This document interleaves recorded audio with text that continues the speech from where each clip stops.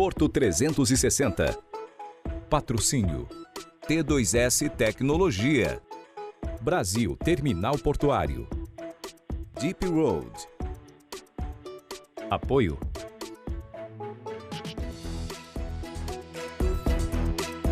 Apoio institucional.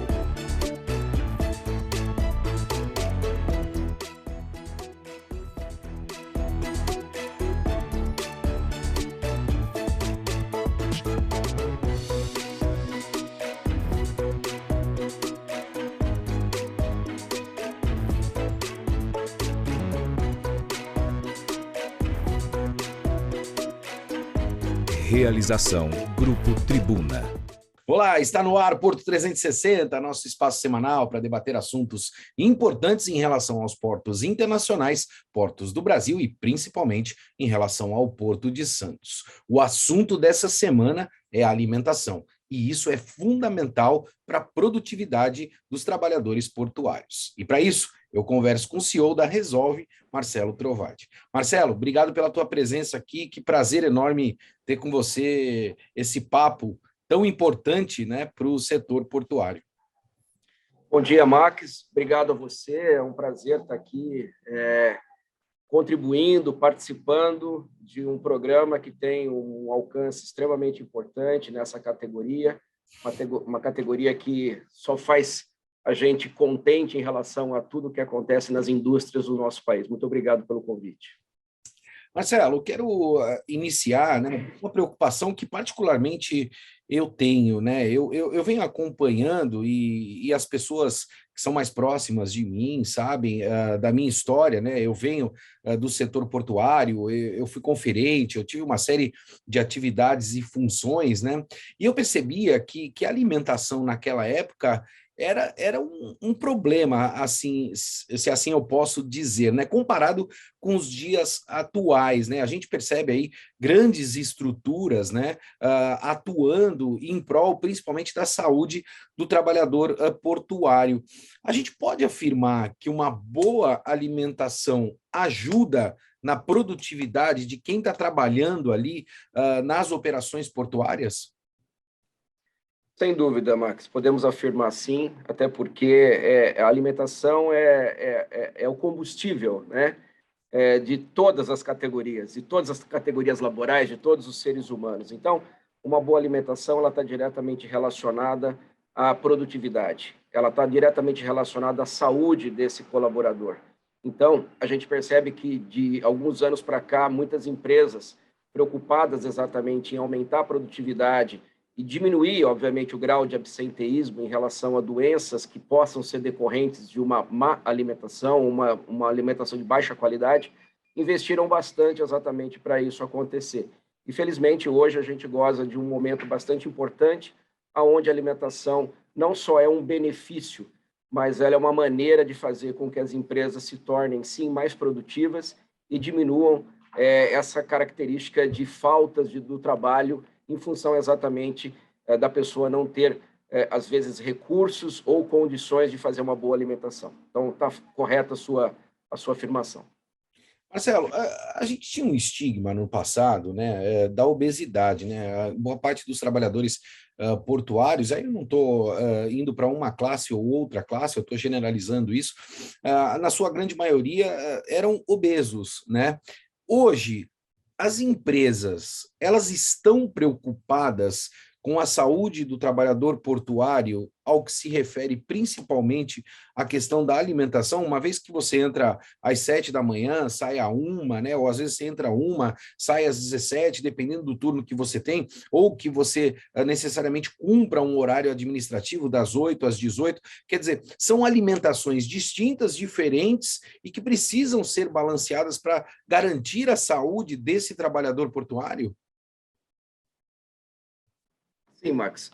Eu acho que o tema obesidade ele tem tomado uma proporção bastante interessante na última década, né? A gente tem percebido que a obesidade, além da questão muitas vezes estética, ela se torna hoje um problema de saúde pública. A gente tem, felizmente, aí, nos últimos 30 anos, um fenômeno acontecendo, no bom sentido das pessoas terem mais acesso as pessoas terem mais recursos e a poder comprar exatamente coisas que no passado elas não tinham condições de consumir. Só que no meio dessa possibilidade de acesso a mercadorias, as pessoas acabaram consumindo coisas que, infelizmente, afetam diretamente a sua saúde. Gorduras saturadas, muitos açúcares, muitas coisas que, na verdade, fazem com que, na média, a população engorde.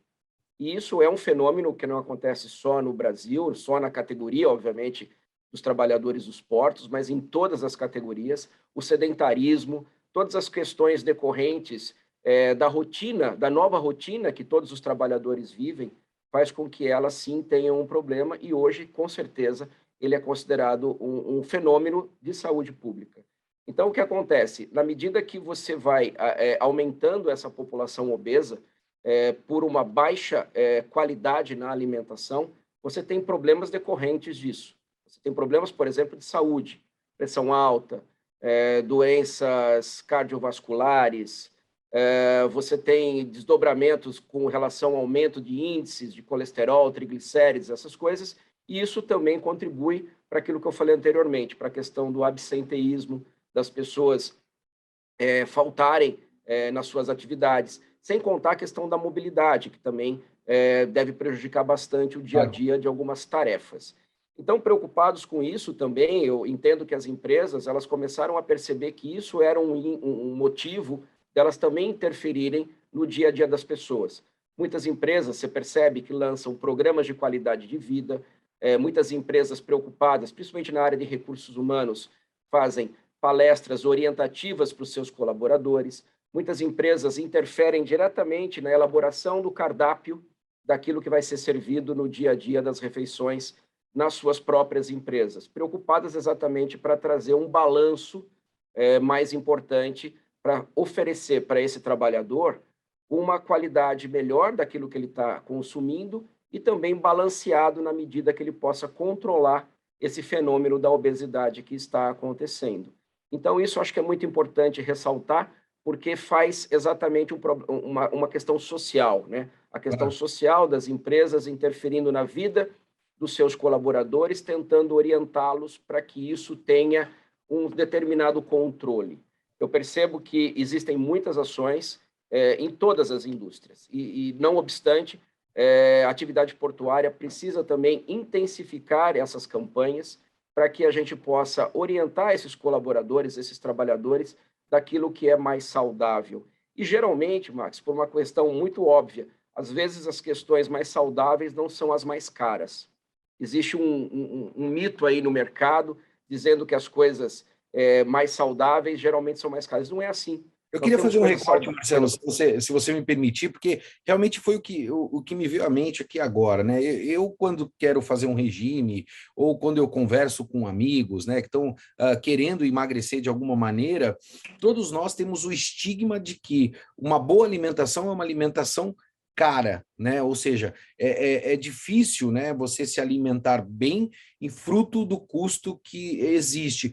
Como é que resolve essa equação, né? Porque você tem um volume de fornecimento de alimentos, né, significativo. A gente pega um terminal portuário, por exemplo, com 1.000 prestadores de serviços, né, 1.000 funcionários ali, além dos prestadores de serviços, ou seja, é uma quantidade significativa de alimentos. Como é que você resolve essa equação do custo relacionado a uma boa alimentação? Por incrível que pareça, voltando à questão de saudabilidade, que a gente chama, as questões de poder propor isso não necessariamente aumenta o custo. Nós estamos falando de vegetais, nós estamos falando de hortaliças, nós estamos falando de cereais. É claro que nós tivemos aí, ao longo dos últimos 2 anos, um aumento em algumas categorias, mais provocadas exatamente por quebras de safra, enchentes, etc., mas não necessariamente esses produtos eles têm uma rotina de ser caro na mesa do trabalhador, na casa do trabalhador. Então, a gente tenta balancear exatamente essas ofertas, buscando essas alternativas. Então, uma questão muito importante são as questões do que é da estação, né? O que é época de você adquirir determinados insumos? Você tem a época certa de comprar vegetais, hortaliças. Se você comprar na entre-safra, obviamente você vai pagar um preço mais caro e você vai ter uma qualidade menor, em função exatamente do tempo que esses produtos acontecem na cadeia das 4 estações ao longo do ano. Mas voltando à tua pergunta, a maneira da gente poder balancear isso daí é elaborar um cardápio, é elaborar uma forma que a gente possa programar, através de um planejamento, tudo aquilo que vai acontecer, respeitando as sazonalidades dos produtos. Esse é o ponto mais inteligente que a gente cobriu, para não repassar todas as intempéries, vamos chamar assim, que a gente sofre com relação à alta de produtos. Você vê agora, por exemplo, o fenômeno que está acontecendo das proteínas terem elevado o preço a quase 60% do que era um ano atrás, né? Você vê quebras de safra, como eu falei, através de problemas climáticos. Você vê a alta do dólar, que tem prejudicado demais muitos insumos que nós ainda importamos, como o trigo, por exemplo. O Brasil ainda importa muito trigo de fora, e isso acaba aumentando, com certeza, o valor desses insumos e, consequentemente, o valor de um prato de comida. Então, é uma engenharia que nós temos que ter por trás, colocando na mesa e planejando todas essas variáveis. Comprar todos os produtos da estação, substituir aqueles que a gente percebe que não tem aderência e não tem condições a gente continuar fornecendo, e até, se for o caso, substituir de maneira criativa algumas coisas que tradicionalmente no passado não seriam aceitas. O que acontece é que hoje o trabalhador está mais coerente com as coisas. O fato dele saber o quanto custa na prateleira do supermercado e ele, às vezes, deixar de comprar na própria residência, faz com que na empresa, quando ele se depare com alguma coisa diferente, ele fala, poxa, eu tenho pelo menos consciência disso, de repente, não poder ser servido nesse momento, porque está muito caro. E isso é bom porque acaba diminuindo a quantidade de reclamações e a gente tem um entendimento, tanto do nosso cliente quanto do colaborador do nosso cliente, que isso tem que acontecer. Então, voltando, nós temos que ser criativos, nós temos que planejar muito as nossas atividades para poder ir na contracorrente daquilo que está acontecendo, que é um problema mundial. Nós vivemos exatamente uma alta generalizada, pós-pandemia, nós tivemos um aumento de consumo, nós tivemos a guerra da Ucrânia que prejudicou mais a cadeia de suprimentos, principalmente na parte de cereais, porque a Ucrânia é um grande fornecedor mundial. Nós temos a alta do dólar, nós temos quebra de safra, ou seja, Max, nós temos a tempestade perfeita para que esses insumos eles tenham hoje uma condição de fornecimento muito diferente do que nós tínhamos no passado.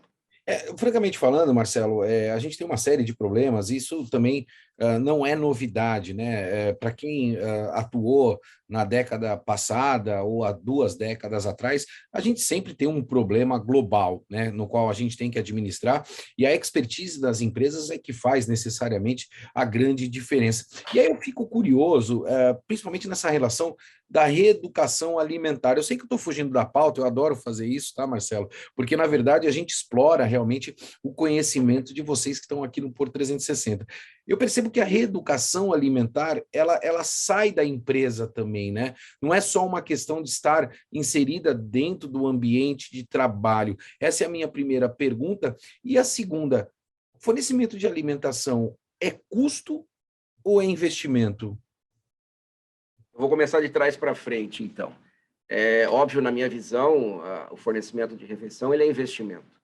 Investimento porque a cada real que a empresa disponibiliza para pagar por isso, faz com que aumente o vínculo desse colaborador para com a empresa, ele tenha condições de fazer na empresa, às vezes, o que ele não tem condições de fazer na sua própria residência, né?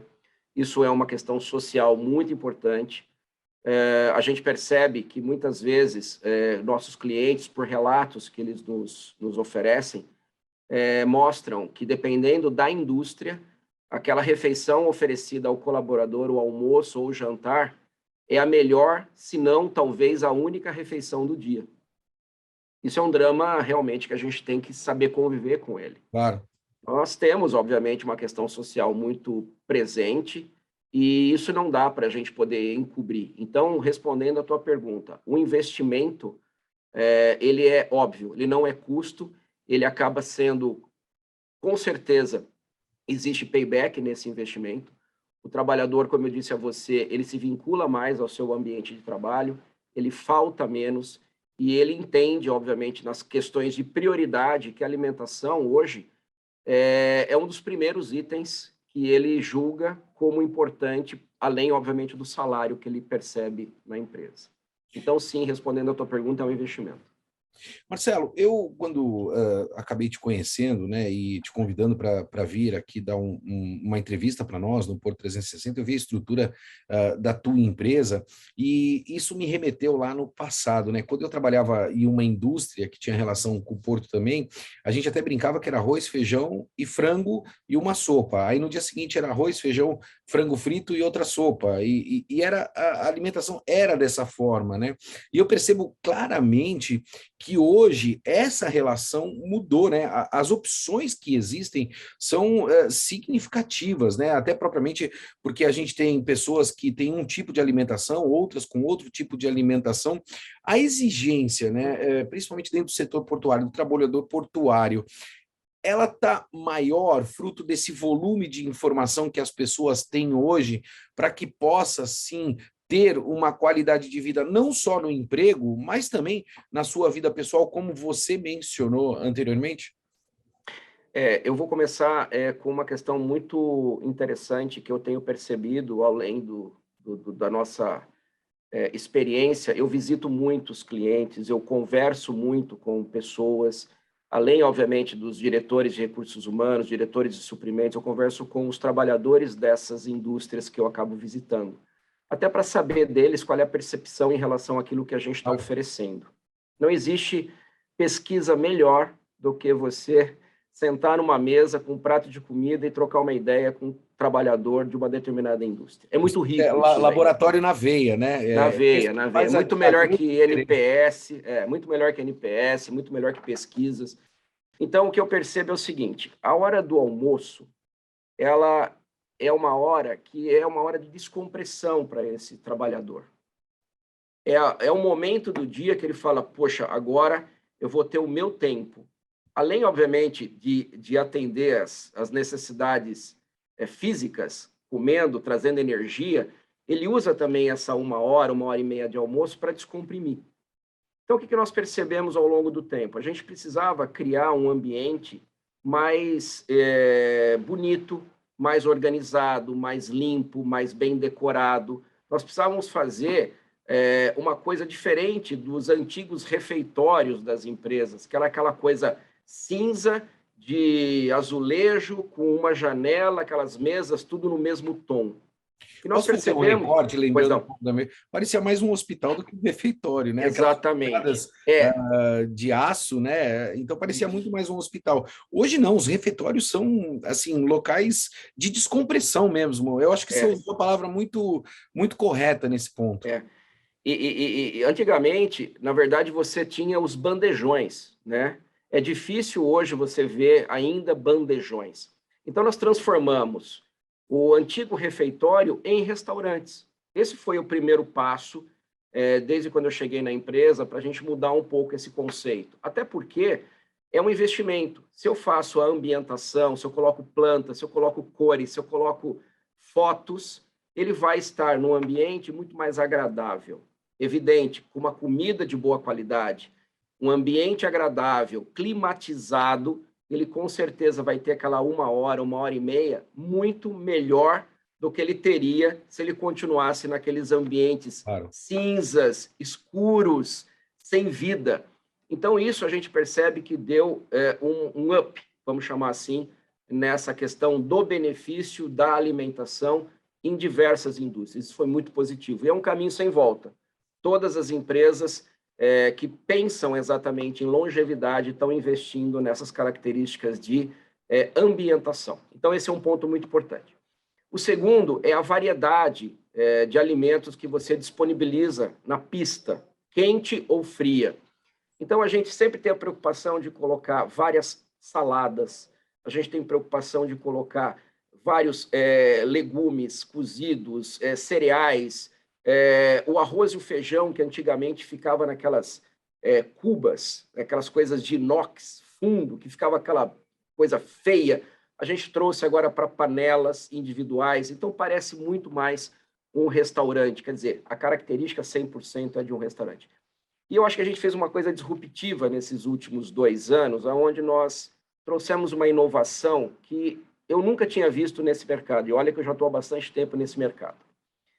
Nós tiramos aquela figura ostensiva da pessoa que ficava na linha de serviço, colocando no prato de comida do trabalhador Verdade, um bife, uma coxa de frango, e era uma coisa antidemocrática, porque a pessoa chegava lá, ela falava assim, poxa, mas eu só posso ter direito a isso? É isso que está no contrato. Mais ou menos acontecia isso. Eu lembro, Marcelo, que eu quando trabalhava, né, realmente lá na parte operacional mesmo, e na hora do almoço, a gente ia para o refeitório, né, e comentava de que a pessoa que fosse servir tinha que estar de bom humor, porque aí viam 2 colheres de arroz, 2 de feijão, né, dependendo da pessoa que estava do outro lado ali, eu aprendi uma terminologia agora na pista, né, do outro lado servindo, né, dependia do humor dela. Se o humor não fosse muito bom, via menos. Se o humor fosse bom, via um pouco mais, né? Então, assim, eu vivenciei isso na pele, né?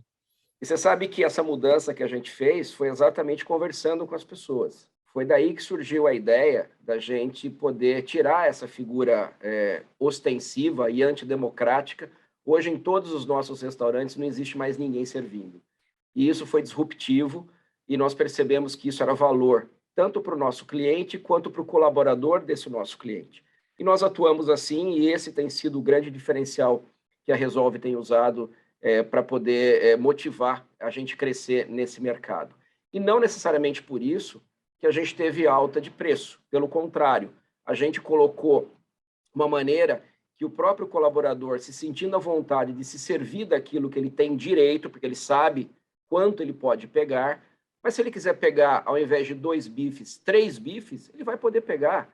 Se ao invés de 2 coxas de frango, 3 coxas de frango, ele vai pegar. A única diferença é que lá na saída tem uma maquininha de cartão e ele vai pagar por aquilo que ele está consumindo a mais. Isso foi a completa democratização das nossas cozinhas e isso tem sido feito de maneira ostensiva em todos os nossos ambientes para que a gente possa mudar essa concepção de refeitório para restaurante. Então, eu acho que isso é muito positivo. E é bom isso para o mercado, não é bom para a Resolve, porque nós estamos sendo copiados hoje. E quando você tem concorrentes copiando as suas ideias, é porque elas são aderentes e elas dão certo. Sem dúvida. Marcelo, eu queria usar dessa experiência enorme que você tem, né? A gente tem uma audiência significativa aqui, né? Os números são bastante expressivos, fico muito feliz com isso, mas eu gosto sempre de dicas, né? E eu queria te perguntar qual é a preocupação que as empresas do Porto, né? Principalmente aquelas que operam no Porto, devem ter com relação à segurança alimentar, né? E quais são os riscos que esse tema pode gerar numa operação portuária? Porque isso é muito preocupante. A segurança alimentar, ela sempre foi uma preocupação enorme das empresas que fornecem refeição. E, às vezes, numa preocupação não muito grande de quem consome por parte das empresas. E isso, realmente, de uns anos para cá, tem se intensificado. A segurança alimentar nada mais é do que garantir que aquele prato de comida que você está entregando para o funcionário do seu cliente, ele esteja 100% dentro de padrões que possam, na verdade, não prejudicá-lo em relação àquilo que ele está consumindo. Seja por questões sanitárias, seja por questões de temperatura, seja por questões de higiene, por várias questões. A segurança alimentar, ela faz com que aquilo que está sendo entregue tenha procedência, tenha garantia que foi bem feito, que teve controle de qualidade, que teve pessoas percebendo no momento da desde o momento do recebimento do alimento, não da produção. A preocupação da segurança alimentar é primeiro com a homologação dos fornecedores. Eu acho que começa assim na cadeia. Você tem que homologar, você tem que conhecer como é que o seu fornecedor produz aquele insumo. Você tem que certificá-lo, é isso que a gente faz. Depois, no recebimento, você ter uma pessoa técnica que possa, no caminhão, tirar uma amostra e fazer uma análise do produto antes de colocar no seu estoque. Depois de colocado no seu estoque, todo o controle de temperatura e umidade para aquele alimento se permanecer com as suas características organolépticas, que é exatamente a característica do alimento, preservadas. E depois na produção, o método, a maneira, o equipamento, os processos que você utiliza, até colocar então na pista para o colaborador servir. E não para por aí. Depois que foi colocado na pista, a gente tem a rotina de a cada 40, 50 minutos, retirar uma amostra do arroz, retirar uma folha da salada, retirar um pouco do feijão e no nosso laboratório, que fica em cada cozinha, fazer o teste para ver exatamente como é que está a qualidade daquele alimento. Se ele, de repente, não foi contaminado por algum tipo de bactéria, ou se ele não sofreu mudanças de temperatura que pudessem fazer com que ele mesmo desenvolvesse algum micro-organismo que possa ser nocivo para o trabalhador. E o que acontece, na verdade, a grande preocupação nossa, e aí vem a questão da imagem e da responsabilidade técnica. Existe uma questão chamada toxinfecção alimentar. O que é uma toxinfecção alimentar? É você consumir um produto que foi contaminado por algum tipo de bactéria. Quando acontece isso, você tem N desdobramentos pós-ingestão do alimento. Você pode ter dores de barriga, dores abdominais, você pode ter vômito, você pode ter diarreia, você pode ter febre, você pode simplesmente ficar desidratado por questões decorrentes dessa bactéria. Marcelo, queria te fazer um recorte, se você me permitir, porque você está pontuando uma situação na qual me preocupa bastante, porque nós temos uma série de especialistas técnicos operando dentro do setor portuário, principalmente relacionado a maquinários, a parte de tecnologia. Eu posso citar aqui inúmeros, né? E a gente não tem técnico na prateleira, né? Faltou um técnico, pega o outro técnico na prateleira. É evidente que você tem aí um buffer, né, para que você possa trabalhar, mas isso pode acatar tudo que você acabou de colocar em afastamento de profissionais das suas atividades, fruto de uma alimentação que tenha, né, sido contaminada, como você propriamente disse. Para mim, isso é muito preocupante. Sim, e sem dúvida isso acontece, tá? A gente tem N relatos de problemas decorrentes de erros no processo, de não cumprir alguns protocolos, que a gente vê exatamente, coletivamente, afastamentos. Felizmente, na Resolve, eu nunca presenciei isso, mas eu soube no mercado por várias vezes que isso tem acontecido em indústrias bastante exigentes, com empresas também muito, eu diria, sofisticadas. Isso, obviamente, vai exatamente do quanto você mitiga esse risco, de quanto você está preparado, de quanto processo você instalou na sua operação para poder evitar isso acontecer. Essa preocupação, ela se torna para a gente um mantra em relação a como, desde a homologação do fornecedor, como eu disse, até colocar o produto na pista e normalmente, eventualmente testá-lo, vai exatamente na nossa preocupação.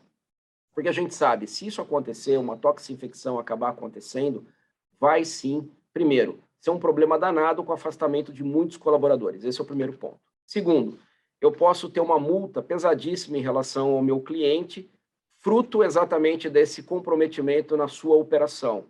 E terceiro, situações que fogem do controle em relação à imagem, né? Isso vem, por exemplo, para a mídia e e destrói exatamente toda a marca que você criou ao longo dos anos.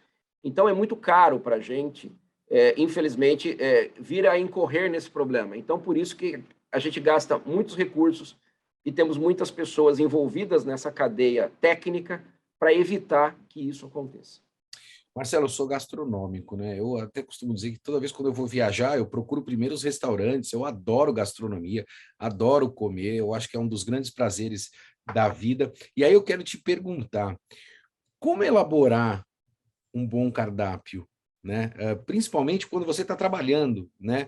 Porque isso, como você disse, é a expectativa de muita gente, né? Muitas vezes até aquela alimentação que ali está no ambiente de trabalho é muito melhor do que a alimentação que um trabalhador tem em casa. Como é que a gente elabora um bom cardápio e como é que a gente não deixa ele se tornar repetitivo, né? Como eu disse anteriormente.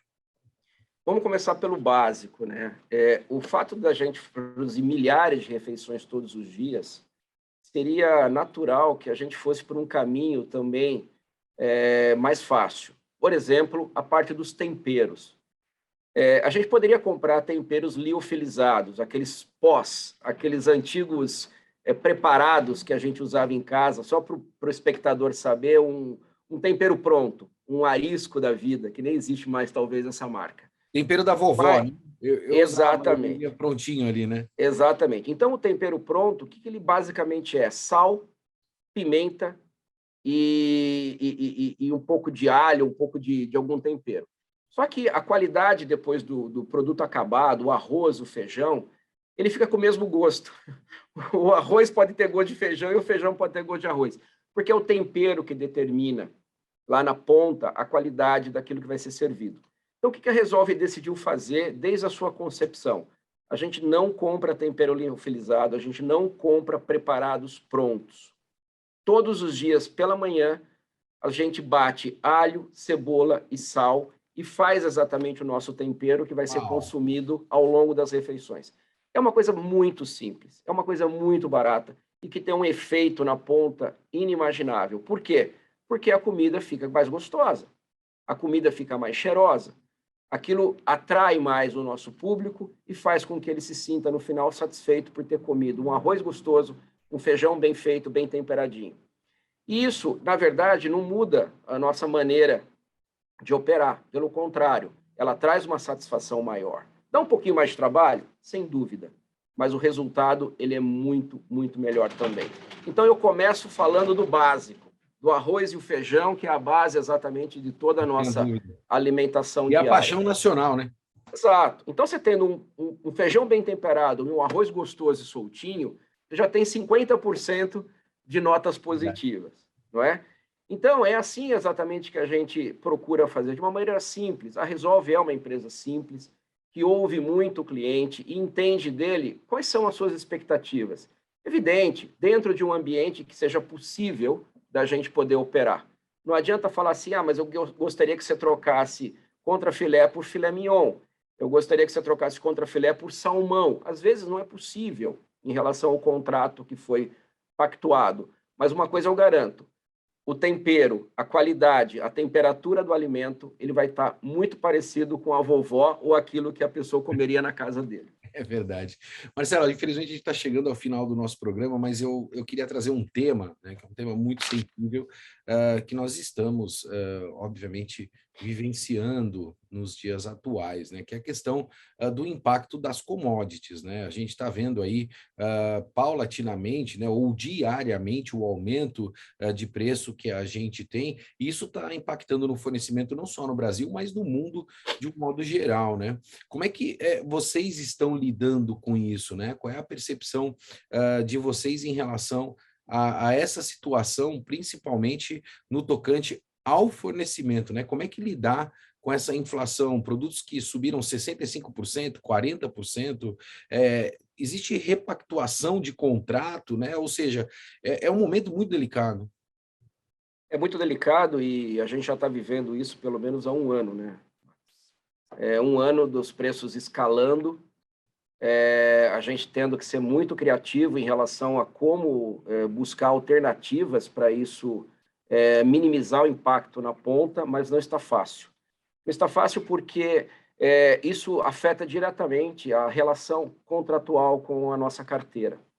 Então, o que a gente procura fazer é trazer para a mesa as justificativas exatamente do que está acontecendo no Brasil e no mundo e as expectativas que a gente tem que isso possa, em algum momento, ser freado. O problema é que a gente, como eu falei lá atrás, a gente vive uma tempestade perfeita, no sentido de negatividade para a nossa operação. Você acabou de ter agora, por exemplo, mais uma alta do diesel, né? O diesel, por exemplo, subiu 57% só esse ano. Uau. Isso afeta toda a cadeia, toda a cadeia. Não é só a quebra da safra, mas é também a cadeia inteira de fornecimento que é afetada.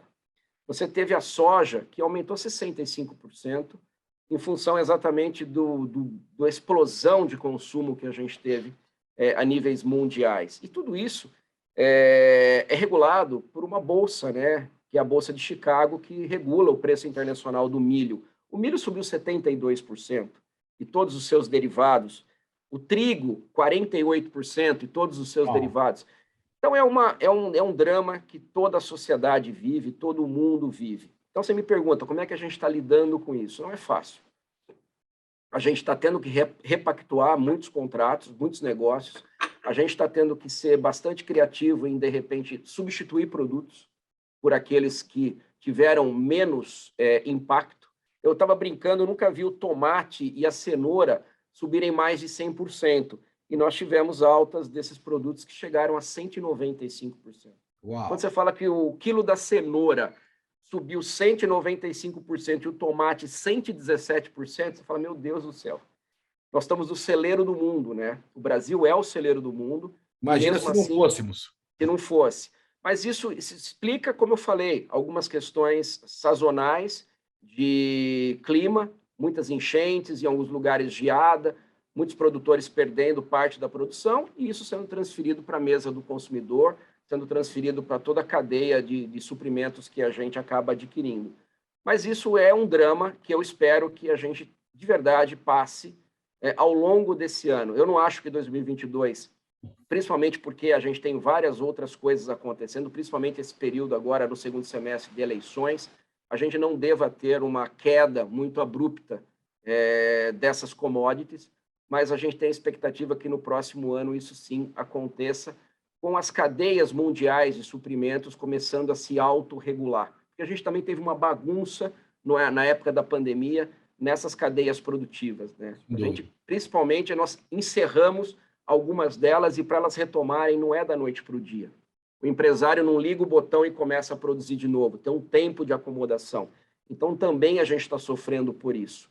Então, a expectativa é superar esse segundo semestre, a duras penas, fazendo exatamente essas alternativas de troca de produtos, repactuação de contratos, e tendo a sensibilidade do nosso cliente em aceitar ideias.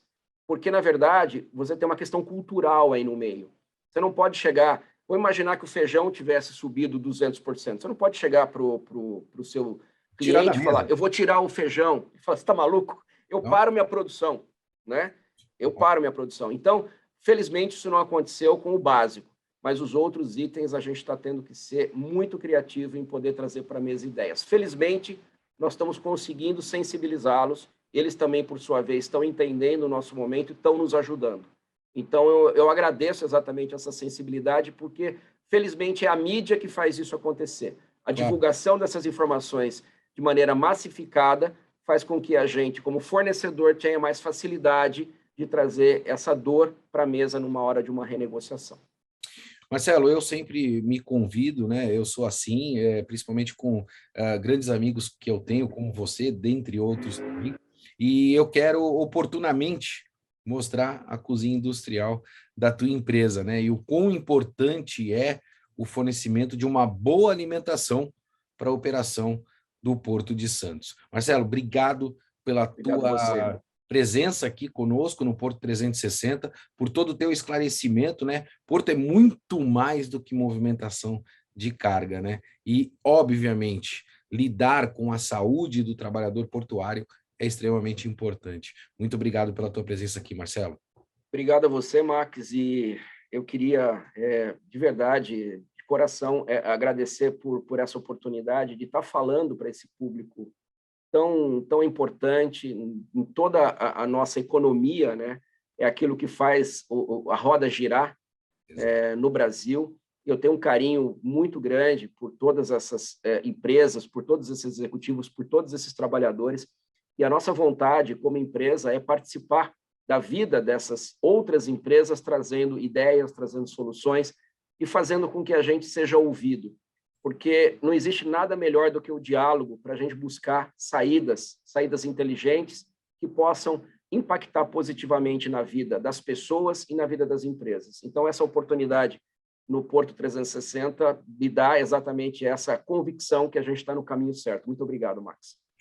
Nós estamos sempre à disposição, mostrando para o mercado portuário as opções que nós temos sempre para melhorar aquilo que a gente faz de melhor, que é movimentar a carga. Eu vou ficando por aqui, como você bem sabe, movimentando muito mais do que informação. Um forte abraço e até semana que vem. Porto 360. Patrocínio T2S Tecnologia. Brasil Terminal Portuário. Deep Road. Apoio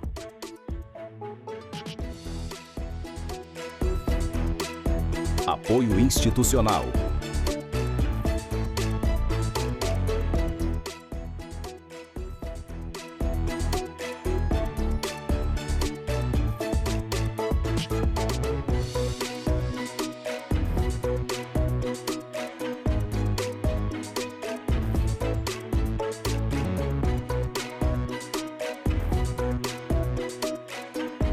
Realização Grupo Tribuna.